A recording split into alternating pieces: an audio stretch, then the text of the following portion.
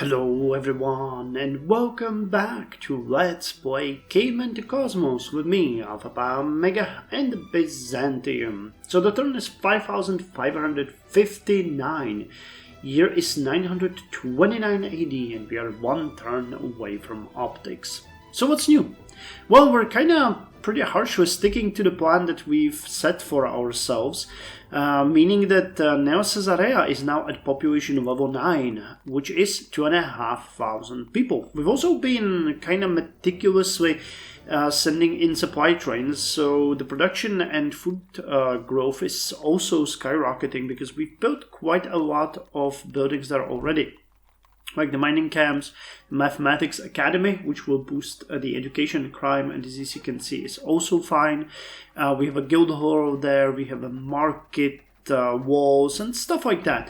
And more are on the way every day. You can see food train and the supply train are coming in, so pretty good. I've also dispersed some of the older supply trains that we built 15 turns, 16 turns ago into the other cities that we had around, including places like Nicopolis, because it struggled a bit with education. But other than that, we are doing sort of cool. You can see that almost all of the cities that we have founded recently are at population level 12, with the exception of Justinianopolis, which is at 13, and that it starts to pick up slowly. Now, I'm still not sure if we're gonna get all of them to population 15, or if we're gonna start focusing next on the surrounding cities. I think I might just wing it and do it as I feel pleased, so we might kind of mix it together. I'd really like to get Iconium, Nicomedia and Heraclea Vicentis to at least 20 as soon as possible.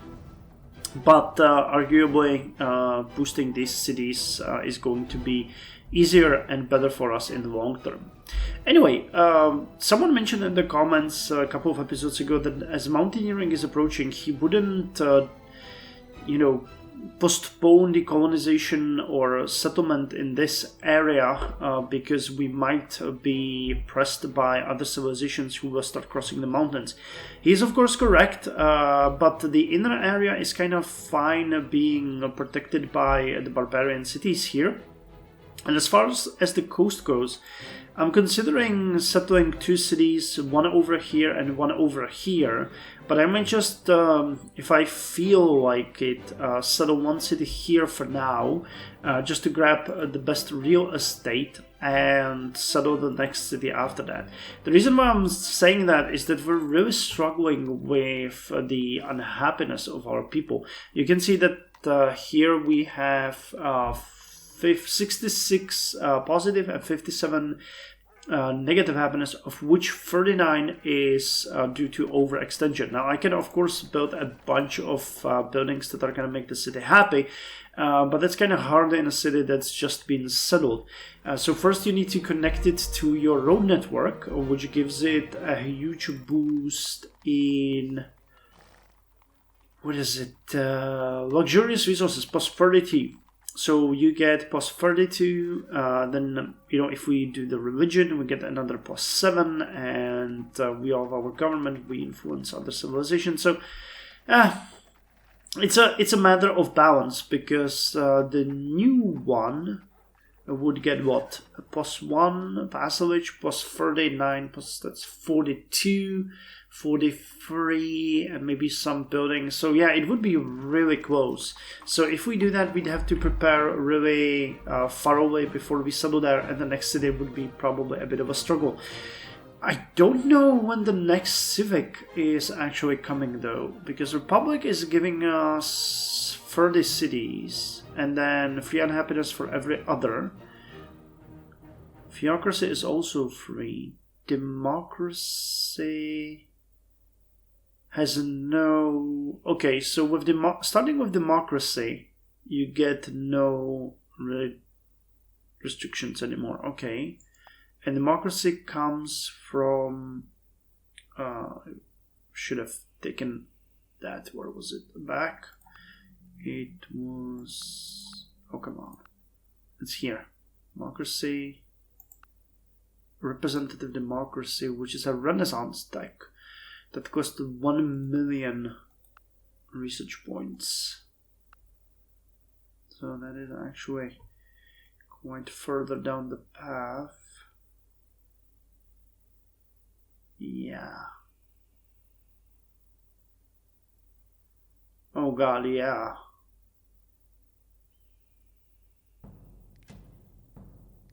Wow, it's the last technology before industrial lifestyle.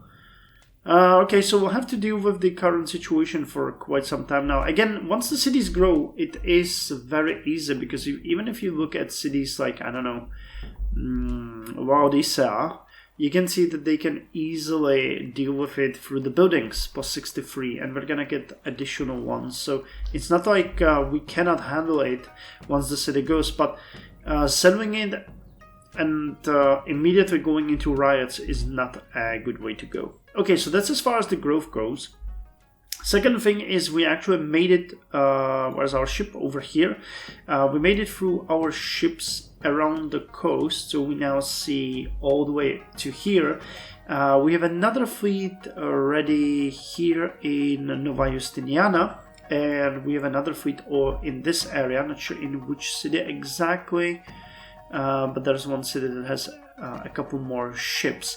Now, why that is important is because both Israel and Mali declared war on us a couple of turns ago. So I'm monitoring the situation in the Greek cities. We have the army still stuck in Athens, but it's fine. We've already repelled a little bit of attack, and we'll need to raise probably a city both from Israel and Mali. Now, my army is already on the way to Lod, and I was asked on episode 81 or 80 to show how the sieges work and how I'm doing it. So once I get my units into position, I'm gonna do an extra update on the siege and destruction of Lod, and I might do one more on the siege and destruction of Katsina, and maybe even Ramla. I think these three cities are the closest to us, so if we raise them, it's gonna send a message to leave us the hell alone. But those are the targets of our armies for now. I haven't had any other incursions coming in. Instead, we'll probably gain a decent amount of civilian captives, which would be then useful to settle the new city. So we wouldn't have to, take it up from the very bottom. But you cannot go over 8, I think. Yeah, you cannot go over 8. So this would be, for the 1 or 2 cities that we are going to settle. Anyway, I think that's good for now. I don't know what else I would like to say. I think this is it. So let's hear it for optics, because that's the... Oh, come on. Leave me alone. So we're gonna hear it for optics, which is just a small technology, but it's gonna give us a building, and then we're gonna move to something better. Or maybe not. Not interested in giving you the work mule. One doesn't discover new lands without losing sight of the shore. So, optics give us extra sight across water and give us an optometrist, which is a fairly expensive building. However, it gives lowered disease by 5 per turn, which is very useful, especially for the bigger cities. And that's about it. It's going to give us a bit more health with modern healthcare, but nothing for now. So the next technology we're going to go for is armored cavalry. Okay, what about you? Okay, so we're going to start building the optometrists because we got all of the supply and work trains in place. I can get some of these cheaper buildings finished for an increased happiness. And yeah, I'm building a couple more defensive units that's gonna patrol on the border, so that we have, a sort of a better, Iconium and Vodena are the cities where we're building it, so that we're gonna have a bit more units on the border to make sure that we are not, surprised when someone attacks us. Especially the heavy infantry I'm looking forward to.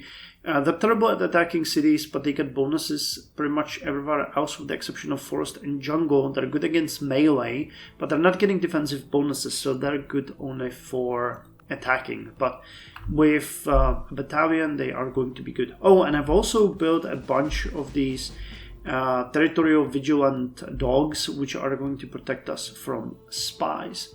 Now, armored cavalry coming in 19 turns, 354,480, and that is 19 turns. So that 1 million would take us about 55 turns at this point. That is just insane. Yeah, and we're just getting the hustlers guild, and other than that, a ton of upgrades to our units. What's the last technology for this episode? Chivalry. Okay, Chivalry gives us the Barney Castle, but again, just an upgrade to units. A Lord, a Mailed Knight, a Ra Knight. And then in the next episode, we're gonna get Cockpunk, which is at least going to be fun, because it gives a lot of buildings, and we'll get our first flying units. Looking forward to that. So Cockpunk, Commercial Whaling, and Fundamentalism are going to be the next ones. Okay, Commercial Whaling. I found one more city that have access to whales here, the Gulain, but I think it's outside of its reach for now, but later on it should be able to get there. So that's 2 cities with whales, right? Yeah, there was one more somewhere. Or was that the whales? Damn, I don't know. Anyway, I'll see you in a couple of turns when we start with the Siege of Lo. Now, the city itself is really poorly defended, so it's gonna be just a quick and dirty siege. But I'll try to do it properly to show you how I would do it if the city was bigger, so that, for example, when we siege Katsina, you will see a bit more about how I'm doing it, and it's gonna be a practice run, basically. Okay, so roughly, I think 2 turns passed since I last recorded, and we are ready to do the Siege of Lod. Now, I'm going to speak a bit about how I'm doing this so that you guys know what's going to happen, and then we're going to go ahead with it. So you can see that my units are distributed evenly around the town. It's not exactly the ideal position, but there isn't any reason why to wait anymore, because they got only 2 defensive units. Now, I have 1 huge unit of infantrymen over here, and I have 1 huge unit of infantrymen here. You can see that we raised pretty much all of the improvements with the exception of this city, which I'm gonna do so in the next couple of seconds. But what I would do normally is I would split this into 4 units and then not 2, and have them encircle the city from all sides. This is because we want that surround and destroy bonus. Again, in this point, it is not exactly important because we have, they really don't have anyone to threaten us. But what I would do then would be to separate the units like this in a manner of, rows of 3. From all sides, we would have the city surrounded. I can continue here like this, giving it, a bit more surrounded. And here you can see our siege units. I always send the siege units to the city first, accompanied by war wagons and the 2 warlord captains. Now, again, the city doesn't really need that much care. But we're gonna bombard it anyway. Then we're gonna throw our rocks at it to cause more damage, and we're gonna do the same thing, if only for experience, for our siege towers and trebuchets and the 2. I think these are onagers. No, heavy ballistas. Okay, yeah, onagers are something completely else. I don't know why I said that. Onagers are the little catapults. Okay, so we've even done some damage here. Now I keep you here with these units settled, and what I would do next is I would, I actually can do it right now. I'm gonna complete the surround bonus by sending these fast moving units, which usually I keep out of harm's way until I really need them, but they're gonna complete the surround bonus for us at this point. And I would search for the ones that have the flanking trait 3, because the flanking trait 3 allows these units to actually attack and withdraw, and just do some minor damage, but not get killed themselves. But you can see that we also have units like the Patra Bull Riders, which have 24 plus the flanking 3, and in this case they are more than enough to take the city down. So I'm gonna send them first. They're gonna kill the unit that's defending the city. But normally... okay, so they won't. No, they did. Okay, they did. I thought that they retreated. But normally I would do, you know, rounds and rounds of these. I have a number of them. Not you, for example, because you got flanking 1. But I would first send these units that have the flanking 3. You can see them here, and I think we have a bunch of them here as well. Yeah, all of these have flanking 3. So they're basically like waves of skirmish attacks on the city that weaken the defenders. After which I start by sending, not you, you're just a patrol, but the ballista elephants, which have, you know, massive strength attacking a city. Now you hear the, the ratio is 26.32 versus 2, so there is really no danger to us. And then I would send the mounted infantry and the skirmishers that you've seen here, which have fairly high strength, which would just finish the city. So now let's just destroy it, because this was really a very easy siege. They don't even have any walls or anything. And then I will just burn the city and take the prisoners. Now in the meantime, I also always have these 2 apothecarians who are prepared in stack, and they build up a field hospital. So after they attack, all of the units that are wounded will go back to the backstage where I have these 2 healing units, and they will heal there. At this point, I'm just using it as a rally point for the workers that we've captured here. There was a huge amount of them. I think the city was fairly new, so they tried to expand it here, but didn't have the chance to do it yet. So I'm gonna reward them by actually... The only hurt unit here is you at this point. So you can go there, and it's gonna take only 1 turn for that unit to heal. And I'm gonna take some of my units and raise these forts, because I don't want them here. They would just make everything a bit more confusing. So let's raise them. And in a couple of turns we are going to do the same thing with Katsina, which is gonna be a bit harder. I haven't actually scouted the city at all.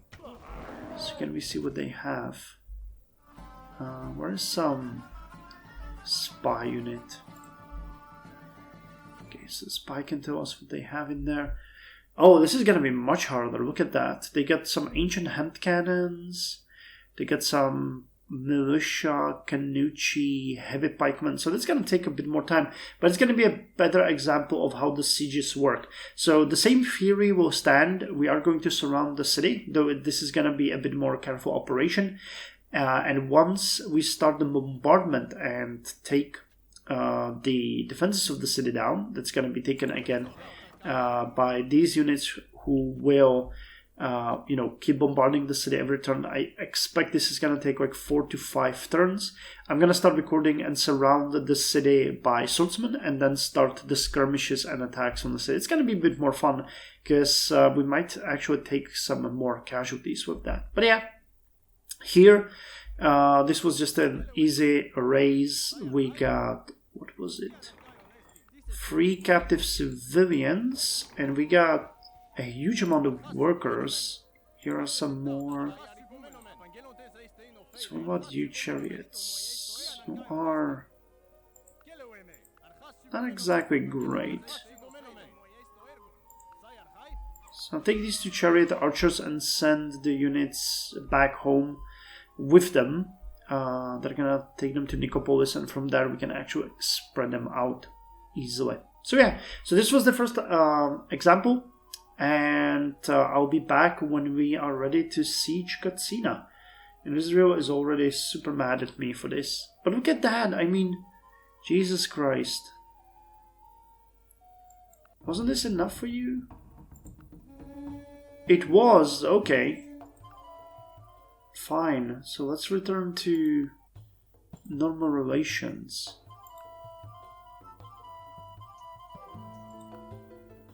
$120 gold for rite of passage. Sorry, you cannot accept such a deal. But yeah, now they're mad because they're saying that I raised one of their cities. But it was you, you bastards. You declared war on me. So just take it. Okay. So hopefully that's gonna improve our relations a bit. And we can normalize them again. But yeah, Mali, I know, we'll still raise Katsina. What the hell was that game?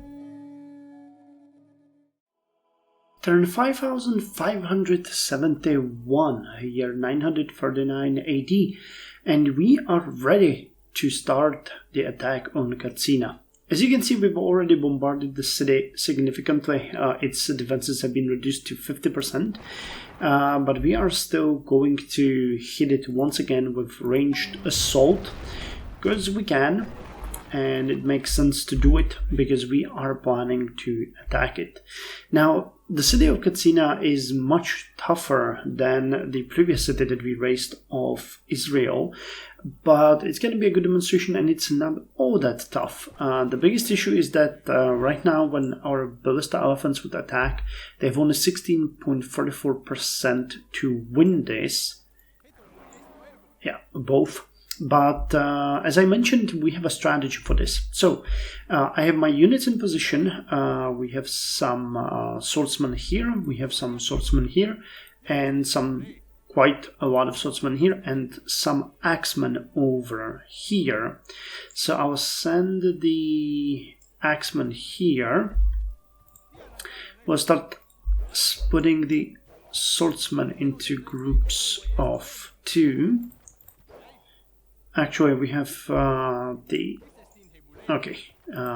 we have the trebuchets and captains over here, so that is fine. We can split you into 2 groups of 4, and we can split you guys into 2 groups. And as you can see, we now have the city completely surrounded. Now, does that make a difference when we attack? It does. Now we would have 77.03% chance to attack and kill the ancient hand cannon that's defending the city, because we have a decent, 60% bonus for surrounding the city. But it's not that we're gonna attack yet. We are going to start sending our units that are going to weaken the city with the flanking. So go and attack.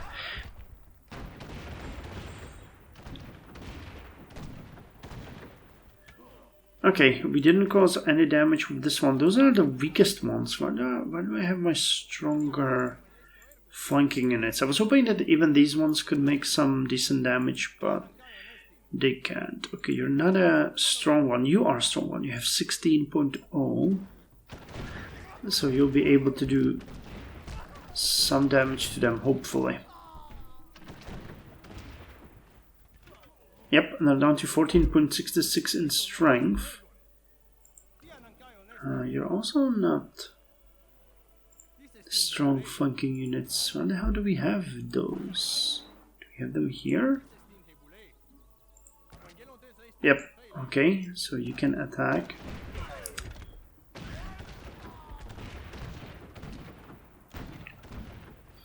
Okay, we further weaken them to 13. Let's hit them one more time. And I think that will be good enough. Okay, now let's see if the 9s can do some damage at least.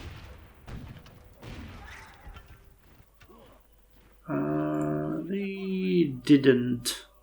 Okay, but I think it's enough for our ballista elephants to win. Yep, 99.84%. That is more than enough to destroy the toughest defender. And I think the rest is going to be fairly easy. Yep, the next one doesn't need any weakening.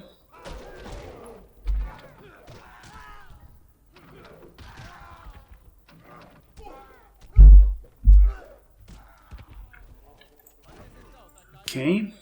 Now 24, yep, you can have a 99.44% chance you'll win this. And we're already down to city guards. Was that a spearman? No, that was probably a spearman, because I can still see a large amount of units. Okay, now we're down to the mountain infantry, but we still have a pretty good chance of winning, over 98%, so no need to worry much. 99.21 here.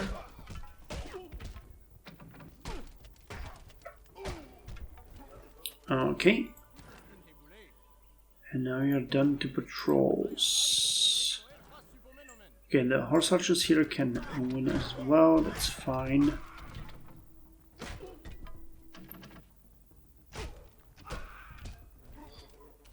And we get Friedrich von Seydlitz, a great general, Prussian cavalry commander who contributed greatly to Frederick II the Great's victories during the 7 Years' War and made the Prussian cavalry into a force superior to any of its rivals.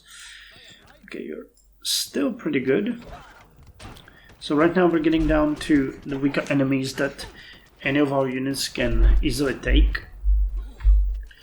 Now let's use the Warlord so they get a bit more experience as well. Hold on, we're not done here. Not done at all.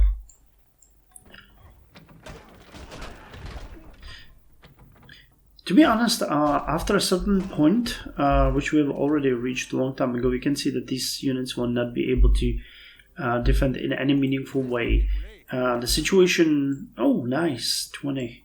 The situation then is just choosing the units that are going to attack for the experience.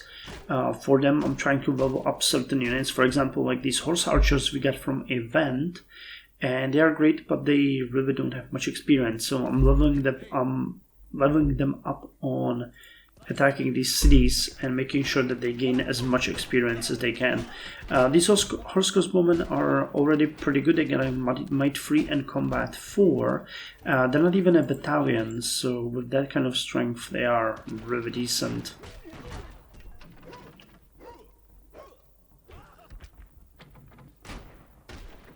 I think we're gonna stack attack next. So just keep sending you winning,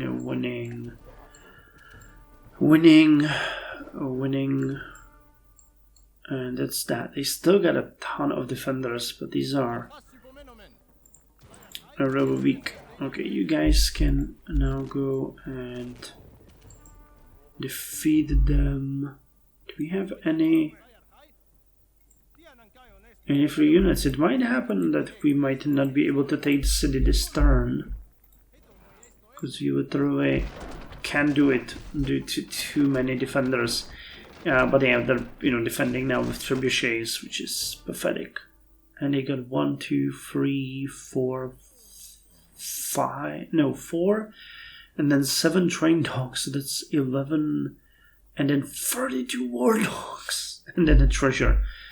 Okay, well, I guess that in this case we are also going to be using the swordsman to attack, because this is insane. But yeah, at this point the battle is pretty much won. You've seen the strategy. What we will now do is just gather these captive military guys, and yeah, the next turn we're gonna attack again with all of the horse archers and raiders. Those go first because I want them to get as much experience as possible. And then we are going to finish the city using the swordsman. But you can see that this is quite a tedious and long process to take down a city. When they have some bigger and stronger defenders, I have to do several runs and be very careful with the with the way we attack the city, what kind of units we use. But you could see that this way we could take the hand cannons down pretty easily, and I didn't even use most of my horse archers. So that's about that. So anyway, I'm gonna see you in 5 turns when we get armored cavalry.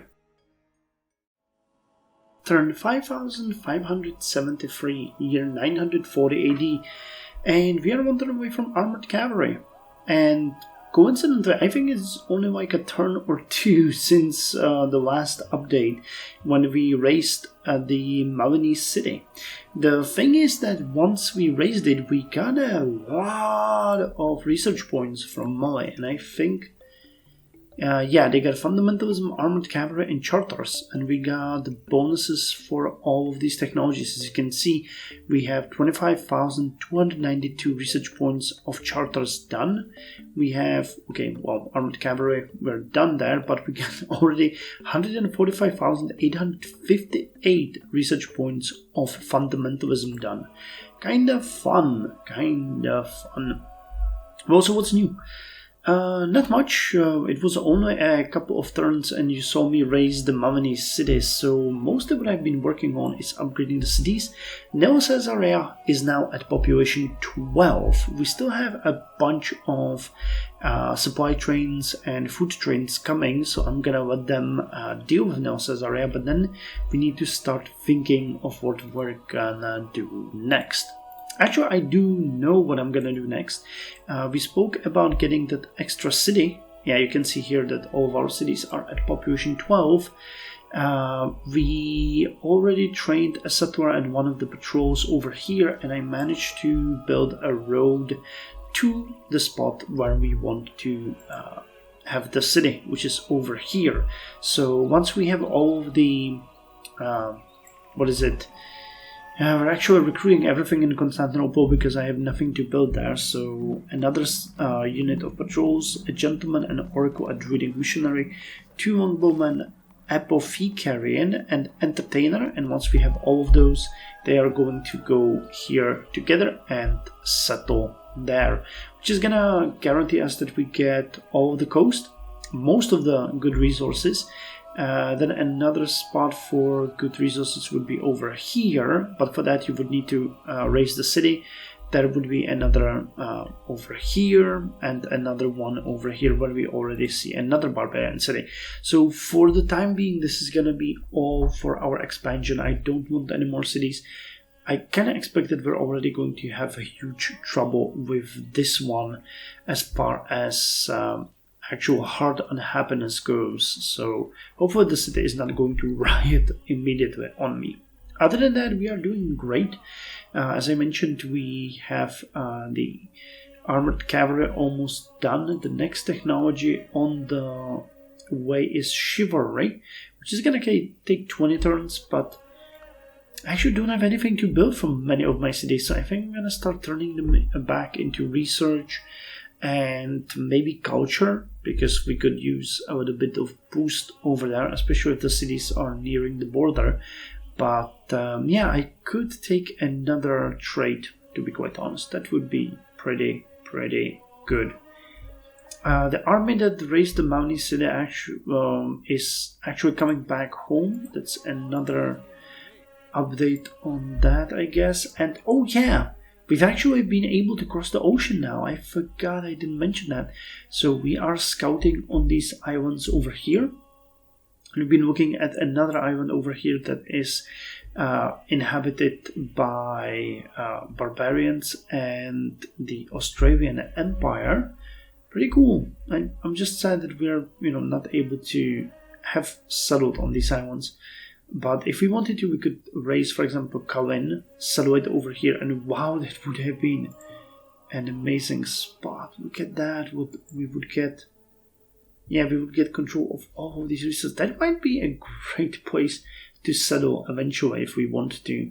Over the colonial city, though, we have a ton to do so, and I'm expecting there's going to be more islands in here, but they're most likely full of barbarians. So with that said, I guess I'm gonna end the turn here, and we're gonna hear it for armored cavalry. Sounds about right. Sure, we're gonna trade with you. You can have some of our bananas.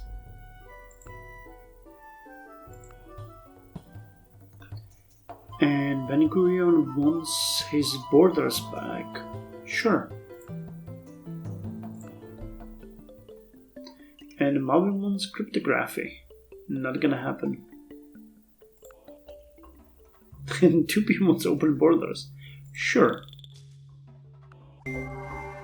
Whiskey for my men, beer for the horses. Okay, so Armored Cavalry gives us a ton of new units. War Elephants, Caymanites, Bear Knights. Yeah, we're gonna massively upgrade our forces, I think. Unfortunately, as far as buildings go, not much is going to be given to us. Just one of the guilds, and the rest are cultures. The Tatar culture might be interesting. So let's see, your guys building nothing. Can we get some of the new ones? Adventurer. Yep, a knight and a heavy cavalry and a war elephant. Really nice. So we'll have to upgrade our units. That's gonna be a task for this update. You can build some of these. And burial fire. Then get some of these so that you have more happiness. Ragusa finished the lacquerware maker. You can build a sculptures workshop. That is a huge amount of culture. Education is fine. Let's talk about science. Anything that would help science? Nope. Okay, let's build the bailiwick. We can use the extra money. And I guess that's it. Constantinople finished. Some more. Some units. It's gonna be very quick to get this. Now you guys. Can we upgrade you? Nope. So you do upgrade to the knight. Guardians of Gates. If we send you to Constantinople, I think Constantinople should be able to, yeah. It is, there are no new buildings that we can get here. Okay, so yeah, I'll start upgrading these units. It's gonna be fun. So, I'll see you in 20 turns with the last update. Chivalry. That's gonna give Tapestry Maker's Workshop a bit of an extra gold. Yeah, but no new buildings. Dang it. Turn 5592, year 955 AD, and we are 1 turn away from Chivalry. So what's new? Well, a couple of things, but most importantly, we have a new city at the spot that we discussed. Maximianopolis has a population 8, and it consumed all of our available captive citizens, and thus it has population 2000. It has a fairly small border at this point, but it's gonna expand in 4 turns, which is gonna give us a bit more area to play with. Plus, as it was completely outside of our border, we couldn't have upgraded the area at all apart from connecting it via road. So right now we're working on that. We just finished a wet ore mine, and we're working on a sulfur mine and a lumber mill over here, which are going to greatly boost the industrial production, because that one is a bit lacking. Now, as this is a city of population of 8, we are going to be sending a lot of food trains and supply trains to boost it. But we've done that with a lot of our other cities. You can see that some of them, like Neo Caesarea, Shandax, Ioannina, are already at population 13, and Otranto, Leucosia, and Nova Justiniana are going to grow very soon. Same with Bazovinopolis. We have a bunch of other cities that are also growing, like Mesembria, and Iconium is going to grow soon, and then the tri-state of Patra, Adrianople, and Thessaloniki are growing pretty fast as well. Speaking of Thessaloniki, it's going to reach population 30 in 95 turns, and it's going to be the 4th city that we are going to have with population 30 or above. The biggest one is still Constantinople with population 37. Laodicea has 33, and Adi 30, and I think that Laodicea is actually, yeah, it grew a couple of turns ago, so it is now 400,000 people, and Adi is down here, yep, and it's gonna grow to a population of 31 very soon, meaning it's gonna have 300,000 people. Constantinople, with 37 population, has 600,000 people, and a bit of interesting trivia, at around year 1000 AD, the biggest city in the world, at least according to Google, was Cordoba, with roughly 455,000 people. So we are well above what the biggest city of the time was, and I think we can still improve it, because in 45 turns we're gonna grow, and it's gonna be roughly, I think, 700,000 people, but I don't know how it scales at this point. So we shall see. I've also started working on the cities in vicinity of Constantinople.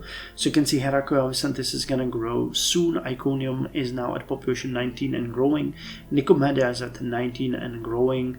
Trebizond is at 20 and it's going to grow soon. And the other cities here, like Feodosiopolis, are also growing. Triadica and Feodosiopolis and Heraclea are going to be our target once we get Maximianopolis to population 12.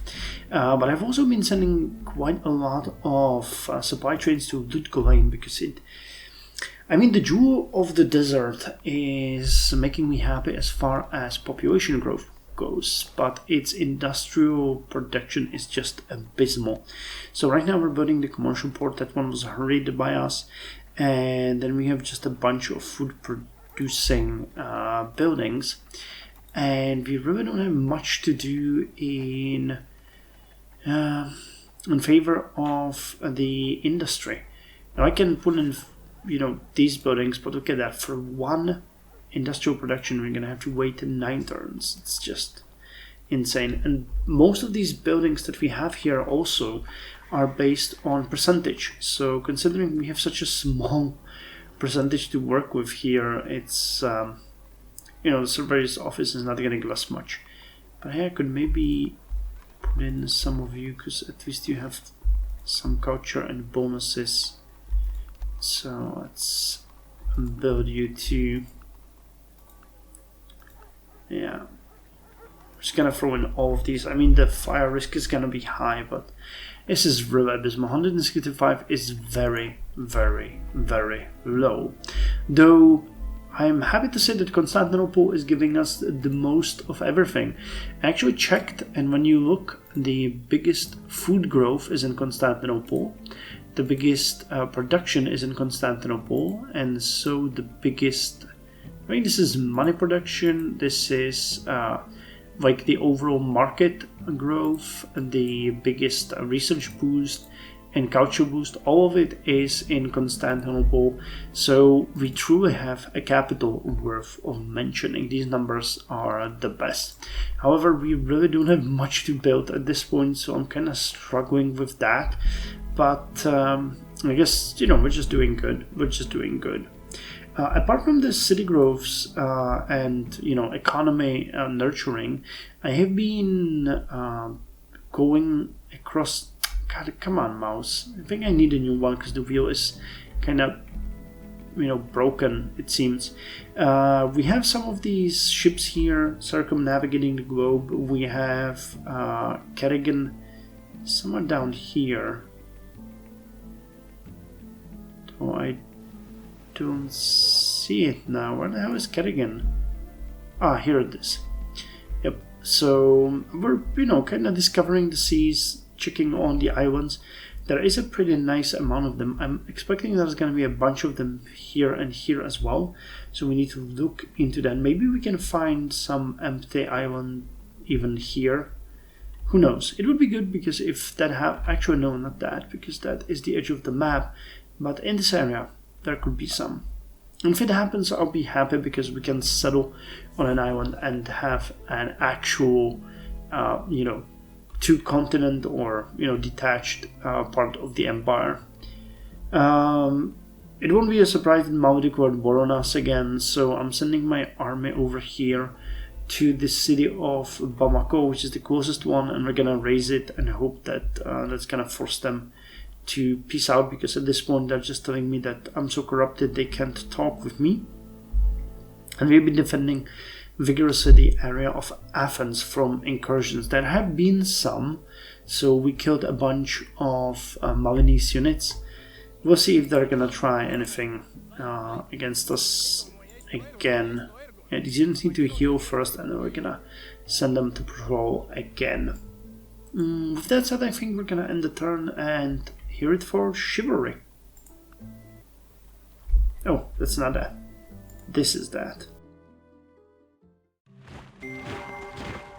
Some say that the age of chivalry is past, that the spirit of romance is dead. The age of chivalry is never past, so long as there is a wrong left unredressed on earth. So Chivalry gives Tapestry Maker's Workshop a bonus of 4 gold, gives us access to a number of units, and gives us access to Blarney Castle. Leads to Kotbank, which is our next target. And so I think that we have much, we don't have much at all to do here, so I'm just gonna build some food caravan. We can turn our backs on them. Stalin wants to trade, sure. We build another food train over here. Nothing to build, so start building the food caravans. You finish the supply train. That's interesting. Okay, you can build an animal horse trainer, and that's that. So it's just 3 turns. You have a real scraping of the barrel when it comes down to buildings in many of these cities. Life, education is fine, crime is fine. Okay,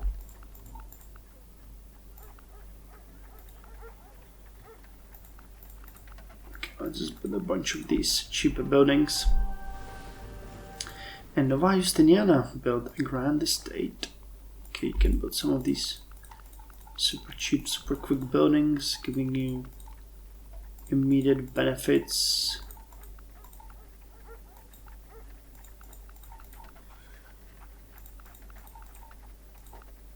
Okay, let's end it like this. And that's it for the episode. One thing that I would like to mention is that I have calculated that I think we could get 1 more city. And if I feel like it, and I'm gonna go for it, the city is going to be located over here. Now it's gonna cover our southern border in the mountains, making it impossible for anyone to get to us from the south, and it will have a bunch of really good resources here. It will have access to almonds, bison and sapphires, to guinea pig and amber, and to silk, coal, rubies, and I think even to this bison. Plus it's gonna expand our border, as I mentioned, over the mountains or the mountain range down south. So that will probably be the last that we can do until we somehow improve our situation, either through representative democracy or just greatly prepare for the ordeal and maybe found a city here or something and just risk it and hope that everything is going to be fine. I'm gonna end this episode by checking who killed what of us, because there has been a really nasty sound of a unit dying.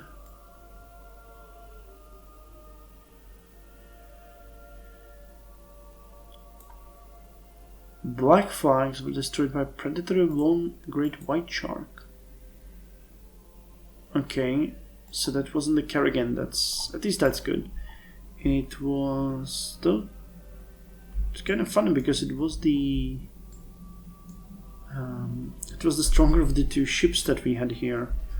That's a bit disconcerting. And last but not least, let's look at our statistics, because we haven't looked at them for a while. So we're just a smidgen away from 3.5 million people living in our empire. We have 11,726 food units generated every turn, 18,517 industrial production, and 40,657 gold. Now I know now what the approval rate and life expectancy mean. This is actually the value between 0 and 100 on happiness and on unhealthiness. So we're not doing as good as some of our competitors, but this is still pretty good. It should be increasing though. We see a downward spiral, which is not great. And the exports imports, I actually checked that as well, and it shows the value of the trade routes that we get versus the trade routes that people get from us. So it doesn't mean that we will be losing anything, but the AI is getting about 2,146 gold from trade routes with us, more than we are from trade routes with them. Not much we can do with that. I could turn into mercantilism eventually, but that is far, far in the future. So anyway, thank you very much for joining me, and I'll see you in the next episode with Clockpong. That's going to be a good technology to start the episode with. So till then, you guys, take care.